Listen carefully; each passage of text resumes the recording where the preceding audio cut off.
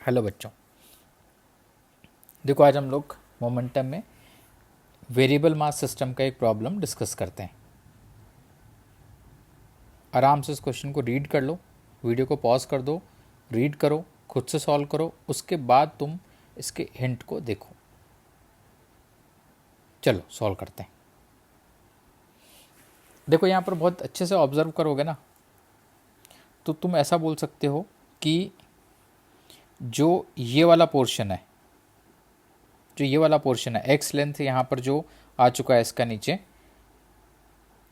इस x length और जो dx आ रही है, जो अगली कड़ी यहाँ पर इसके साथ में आ रही है, जो लिंक है इसमें, जो अगला स्टेप है ये वाला आ रहा है और ये पूरे स्टेप आ चुके हैं। ठीक, इस पूरे प्रोसेस के दौरान जो x के बाद dx एलिमेंट आएगा, x के बाद dx एलिमेंट आएगा, x और dx आपस में इंटरेक्ट करेंगे और इंटरेक्शन का जो फोर्स है वो तो इंटरनल फोर्स होगा ना। इस पूरे प्रोसेस में मोशन जिसने कराया है वो फोर्स कौन सा है? वो फोर्स है इफेक्टिवली mg। अगर मैं तुमसे ऐसा बोलूं कि इस वक्त mg कितना लग रहा है, तो आंसर आएगा रो एक्स जी, ये mg फोर्स लग रहा है। ठीक है, अब मैं तुमसे बोलूं कि इनटू dt, ये इसका इम्पल्स हो गया, x as a function of t होगा कुछ। अगर इसको मैं इंटीग्रेट कर दूं और जीरो से लेके किसी टाइम t तक अभी तक के लिए इंटीग्रेट करूं, तो इसका जो भी इम्पल्स आया होगा, इस इम्पल्स ने मोमेंटम दिया होगा। और वो मोमेंटम होगा क्या? वो मोमेंटम होगा इस वक्त का मोमेंटम। जीरो, जब x जीरो था, x इक्वल टू जीरो से लेके इस इंस्टेंट तक जो भी इम्पल्स लगा होगा, वो इम्पल्स लगा होगा rho x g into d t के इंटीग्रल के फॉर्म में। और impulse equal to change in momentum, जो भी मोमेंटम इसको अभी तक मिला है, impulse equal to change in momentum, जो भी इसको मोमेंटम मिला है वो मोमेंटम इसी इम्पल्स की वजह से मिला है। अब मैं इस इक्वेशन को अगर डिफ्रेंशिएट कर दूं तो मुझे मिलेगा rho g x d t, differentiate कर रहा हूं बच्चों, equal to rho d of x v, ऐसा मिल जाएगा मुझे। ध्यान से देखो, ये मिल जाएगा rho x d t equal to d of x v, ये रिलेशन मिल गया मुझे। ठीक है, अब इसको इंटीग्रेट करने के लिए ट्रिक है, ये ट्रिक तुमको आनी चाहिए, ये याद होनी चाहिए या पता होना चाहिए, या खुद से सोच सकते हो। एक्स वी से मल्टीप्लाई कर दूँ इसको मैं, तो ये आ गया d of x v equal to, ये आ गया जी एक्स, और इसको x इंटू वी से मल्टीप्लाई कर दिया मैंने, इंटू डी टी। ध्यान से देखो, वी डी टी क्या बन जाएगा? डी एक्स बन जाएगा ना। तो g x square into d x equal to x v, एक वेरिएबल की तरह बिहेव करेगा, डी ऑफ एक्स वी। इसको इंटीग्रेट कर दो, इसको इंटीग्रेट कर दो, तो ये आ गया g x cube by three equal to x v का होल स्क्वायर। लिमिट जीरो से एक्स, जीरो से एक्स, जीरो से वी, तो यही आ जाएगा, इसका कांस्टेंट जीरो आ जाएगा। इसको मैं थोड़ा सा सिंप्लीफाई करूं तो मेरे पास एक्सप्रेशन आ जाएगा, सॉरी ये आएगा दिस स्क्वायर बाई टू, है ना। एक तरह से इसको y मान लो, पूरे को y डी वाई हो गया, y square by two type में। तो ये आ गया two g by three into x equal to v square, ये एक्सप्रेशन आ गया इसका।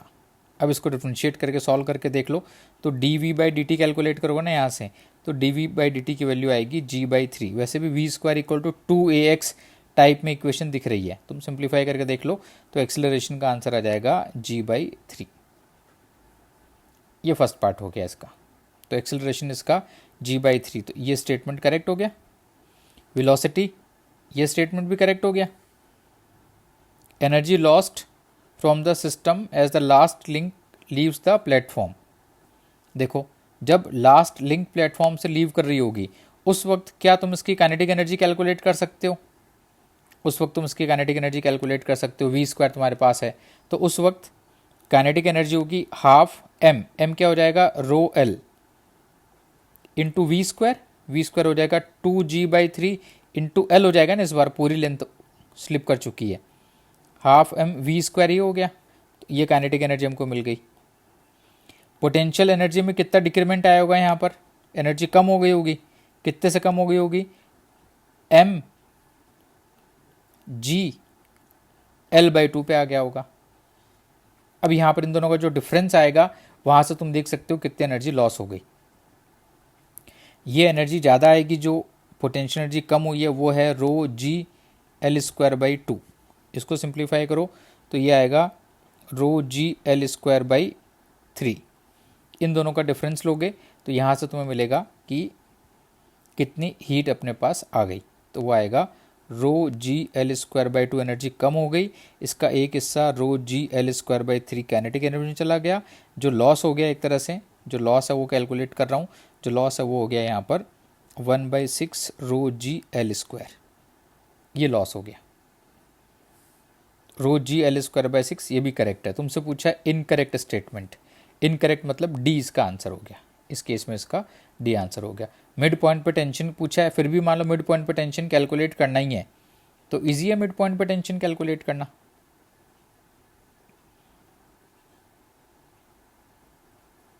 As a function of x पूछा है, मिड पॉइंट पे tension as a function of x पूछा है, यानी इस वक्त एक्स पार्ट इसका एक्स बाई 2 पार्ट पे देखना है। तो यहाँ टेंशन टी मान लो, इसका एम जी कितना आ जाएगा, रो एक्स बाई 2 इंटू जी, और इसका जो एक्सेलरेशन है वो एक्सेलरेशन होगा जी बाई 3। ये अभी अपन ने ऊपर कैलकुलेट किया है कि इसका एक्सेलरेशन होगा जी बाई 3, ऊपर देखो ये भी अपन ने कैलकुलेट किया है। ठीक, अब यहाँ पर मैं इसकी इक्वेशंस लिख दूँ तो यहाँ से मेरे पास आंसर आ जाएगा, rho g x by 2 minus t equal to m rho x by 2 m into a g by 3। तो यहाँ पर टेंशन टी के लिए तुम्हारे पास एक्सप्रेशन आ गया, ये आ गया rho g x 1/2 minus 1/6। Simplify कर लो तो ये आंसर सर्टेनली ये वाला आंसर नहीं है। ठीक, यहाँ से अपने पास इसका रिजल्ट आ गया 1/3 करके कुछ आ गया, रो जी एक्स बाई 3 ऐसा कुछ ये आ गया। डन, तो ये अपने पास इसका सोल्यूशन हो गया। इसको एक और तरह से अप्रोच कर सकते हैं। ये मेथड क्या हो सकता है, ये मेथड एक स्टैंडर्ड मेथड है जो हम लोग यूज़ करते हैं कि ये चेन का पार्ट हो गया, यहाँ पर एक रिएक्शनरी फोर्स लगेगा। रिएक्शनरी फोर्स होता है lambda v square, v relative into d m by d t. इस ये वैल्यू बेसिकली है v relative into d m by d t. ये थ्योरी का पार्ट है, ये तुमको पता होना चाहिए कि कैसे लिख रहा हूँ। तो v relative into d m by d t, और एक इसके ऊपर एम जी लग रहा होगा। लेमडा यहाँ पर रो है बेसिकली, कई बार लेमडा बोलते हैं पर यूनिट लेंथ, और इस क्वेश्चन में रो मेंशन किया है। तो रो एक्स जी, ये डाउनवर्ड्स एम जी लग रहा है, और इस वक्त इसका एक्सेलरेशन ए मान लेते हैं। तो यहाँ पर मैं क्या लिख सकता हूँ, rho g x minus rho v square equal to rho x mass into d v by d T.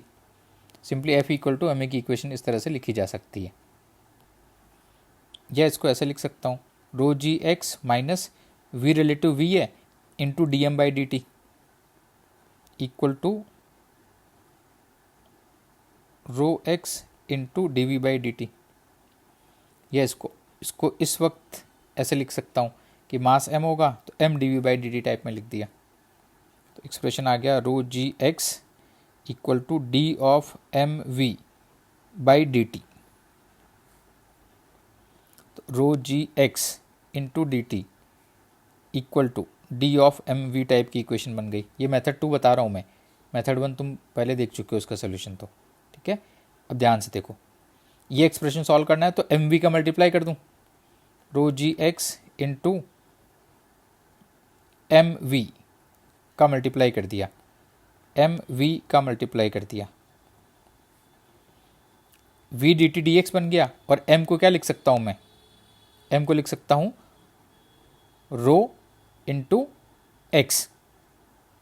ठीक है, तो बस एक्सप्रेशन को सिंप्लीफाई करना है और अपने पास ये रिजल्ट आ जाएगा।